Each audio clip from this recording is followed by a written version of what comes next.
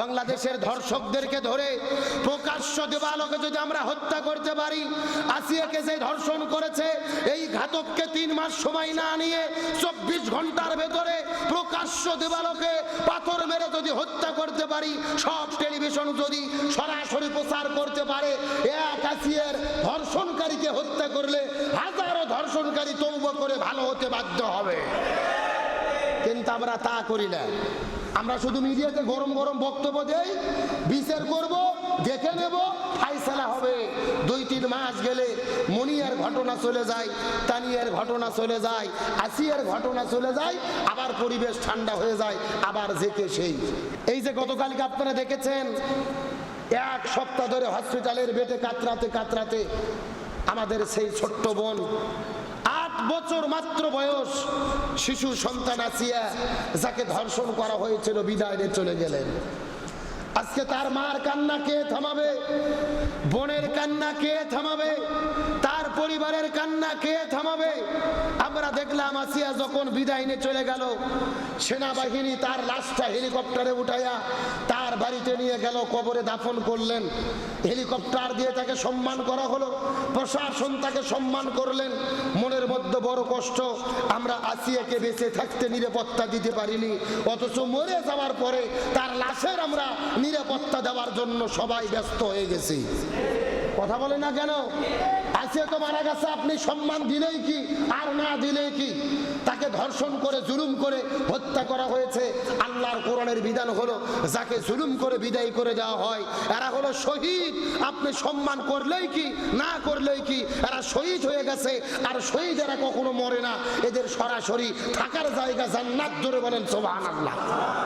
আমরা দোয়া করি আমাদের ছোট্ট বোন আসিয়াকে আল্লাহ শহীদ হিসেবে কবুল করুক, বলেন আমিন। আল্লাহ তাকে শাহাদাতের মর্যাদা দান করুক, বলেন আমিন। কিন্তু মনে বড় কষ্ট, সবাইকে কাঁদিয়ে আসিয়া বিদায় নিয়ে চলে গেলেন। আজকে পুরো বাংলাদেশের মানুষ আমরা শোকাহত। তার নিরাপত্তা আমরা দিতে পারিনি, তার নিরাপত্তার গ্যারান্টি দিতে পারিনি। তামাম বাংলাদেশ উত্তপ্ত। ধর্ষণ বন্ধ করতে চায়, কিন্তু বাংলাদেশের আইন দিয়ে ধর্ষণ বন্ধ হচ্ছে না, ধর্ষণ চলতেইছে। বরং যত ধর্ষণের ঘটনা আমরা দেখি আরো বেড়ে যাচ্ছে। এর একমাত্র কারণ হলো কোরআন দিয়ে বিচার না করা। আর কোরআনের বিচার হলো ধর্ষণের একমাত্র শাস্তি হলো মৃত্যুদণ্ড। প্রকাশ্য দেবালোকে হত্যা করতে হবে। কার কথা?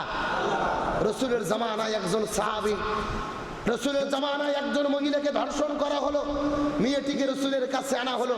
রাসূল মেয়েটিকে ছেড়ে দিলেন, যে ধর্ষণ করেছিল তাকে প্রকাশ্য হত্যা করা হলো। আমরা চ্যালেঞ্জ করে বলি, বাংলাদেশের ধর্ষকদেরকে ধরে প্রকাশ্য দেবালোকে যদি আমরা হত্যা করতে পারি, আসিয়াকে যে ধর্ষণ করেছে এই ঘাতককে 3 মাস সময় না নিয়ে 24 ঘন্টার ভেতরে প্রকাশ্য দেবালোকে পাথর মেরে যদি হত্যা করতে পারি, সব টেলিভিশন যদি সরাসরি প্রচার করতে পারে, এক আসিয়ার ধর্ষণকারীকে হত্যা করলে হাজারো ধর্ষণকারী তওবা করে ভালো হতে বাধ্য হবে। কিন্তু আমরা তা করি না।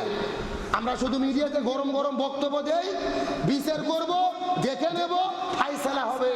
2-3 মাস গেলে মনিয়ার ঘটনা চলে যায়, তানিয়ার ঘটনা চলে যায়, আসিয়ার ঘটনা চলে যায়, আবার পরিবেশ ঠান্ডা হয়ে যায়, আবার জেকে সেই। এজন্য বলতে চাই না, বাংলাদেশের আইন, আমরা মানিককে সেঞ্চুরি করতে দেখেছি জাহাঙ্গীরনগর বিশ্ববিদ্যালয়ে। আমার দেশের আইনের বিচারে ধর্ষণের সেঞ্চুরি হয়। আমরা যদি ওই মানিককে ধরে ফাঁসিতে ঝুলাতে পারতাম, হত্যা করতে পারতাম, এই আসিয়ার ধর্ষণ হতো না। আজকে আমরা একের পর এক ছেড়ে দেই, এভাবে বিশৃঙ্খলা সমাজে চলে আসে।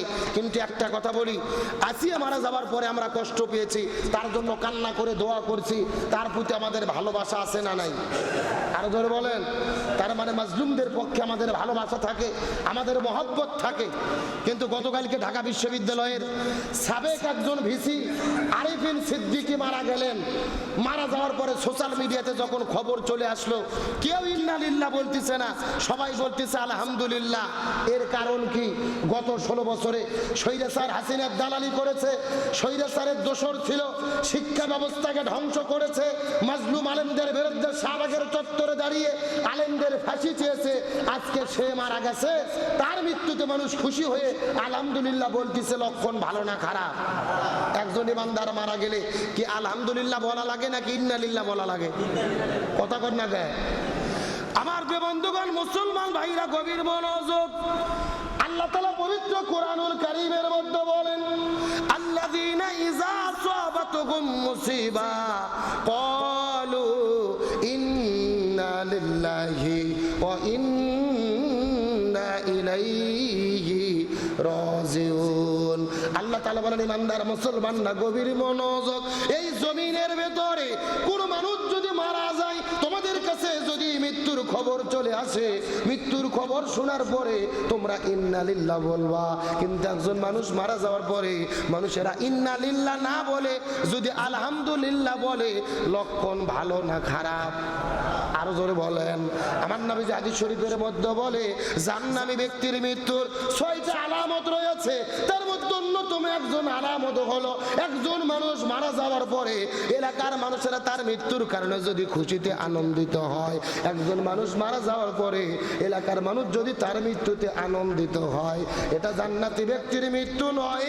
একজন মানুষ জমিন থেকে বিদায় নেওয়ার পরে মানুষেরা কান্না করে করে চোখের পানি ফেলে ফেলে তার জন্য দোয়া করবে, এটা হলো জান্নাতি ব্যক্তির মৃত্যুর আলামত। পক্ষান্তরে কোনো ব্যক্তি যদি এই জমিন থেকে বিদায় নেওয়ার পরে মানুষেরা যদি খুশিতে আলহামদুলিল্লাহ বলে দেয়, এটা জান্নাতি ব্যক্তির মৃত্যুর আলামত নয়, এইগুলো হলো জাহান্নামী ব্যক্তির মৃত্যুর আলামত। এই জন্য একজন কবি বলেছেন, যেদিন তুমি এসেছিলে ভবে কেঁদেছিলে তুমি, এসেছিল ভুবন এমন জীবন তুমি করিবে গঠন, মরণে হাসিবে তুমি কাঁদিবে ভুবন। আপনি এমন ভাবে জীবন গঠন করবেন, আপনার মৃত্যুর পরে আপনার গ্রামের মহল্লার এলাকার মানুষেরা আপনার জন্য হাই উতাস করে কান্না করে করে দোয়া করবে। আজকে আমরা আলোচনা শুনবো মুত্তাকি কারা, মুত্তাকিদের জন্য আল্লাহ তাআলা কি কি পুরস্কার রেখেছেন। আমরা সকলেই জানি আল্লাহ তাআলা রমজান মাসের রোজাকে ফরজ করে দিয়েছেন যাতে করে আমরা কি হতে পারি, মুত্তাকি হতে পারি। জোরে বলেন, কি হতে পারি? রমজান মাসের প্রধান এবং মেইন উদ্দেশ্য হলো বান্দাদেরকে মুত্তাকি বানানো। তার কারণে আল্লাহ তাআলা রোজাকে ফরজই করে দিয়েছেন আমাদের মুত্তাকি হওয়ার জন্য। চিৎকার করে বলেন আল্লাহু আকবার। আল্লাহ সুবহানাহু ওয়া তাআলা পবিত্র রমজান মাসে রোজাকে আমাদের জন্য কেন ফরজ করে দিলেন, তার পেছনে আল্লাহ তাআলার উদ্দেশ্যটা কি, এই সম্পর্কে আল্লাহ তাআলা পবিত্র কোরআনুল কারীমের মধ্যে চমৎকার করে বলেন, ইয়া